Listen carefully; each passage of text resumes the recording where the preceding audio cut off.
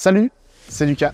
Après les différents types de vélos de route, nous allons aborder les composants qui constituent ceci. Premièrement, le matériau du cadre. Alors évidemment, il existe d'autres types de matériaux, comme le titane et l'acier, mais dans cette vidéo, nous allons aborder les deux principaux que sont le carbone et l'aluminium. Les vélos en aluminium sont plus souples et abordables. Ils donnent un sentiment de sécurité et de stabilité dès vos premiers coups de pédale. Leur prix, très attractif, en font le vélo parfait pour débuter la route et évoluer dans la pratique. Les vélos en carbone sont plus légers et plus rigides.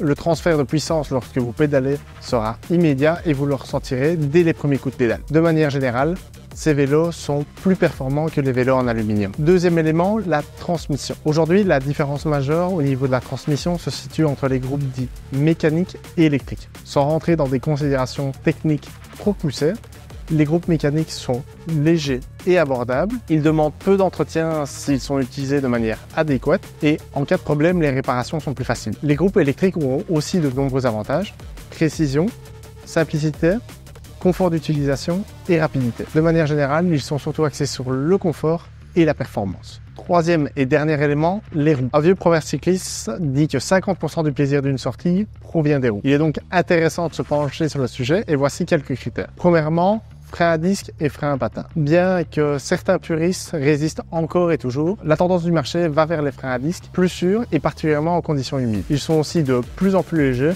et c'est notre recommandation. Deuxième point, le matériel. De nouveau, carbone ou alu, le raisonnement est identique à celui du cadre. En fonction de votre budget et de vos attentes, vous pourrez définir quel type de roue il vous faut. Notez toutefooi que monter une bonne paire de roues carbone va faire passer votre vélo dans une nouvelle dimension. Troisième et dernier élément, la hauteur de la jante. Plus celle-ci sera importante, plus l'inertie sera importante et plus celle-ci sera adaptée à des sorties sur des terrains plats où vous allez pouvoir envoyer des watts. À l'inverse, une hauteur de jante plus faible conviendra mieux à des terrains escarpés, de la montagne ou des terrains vallonnés où il va falloir grimper. Pour rouler toute l'année dans une utilisation polyvalente avec des terrains divers et variés, et nous vous conseillons une hauteur de jante de 45 mm qui offrira le meilleur compromis entre vitesse, rigidité et polyvalence, et on va pas se le cacher qu'il sera surtout super stylé. Voilà ce qui conclut notre vidéo sur les composants des vélos de route. Évidemment, il y a encore plein d'autres aspects qui doivent être abordés de manière beaucoup plus détaillée. Pour cela, je vous invite à passer nous voir dans un de nos 13 magasins.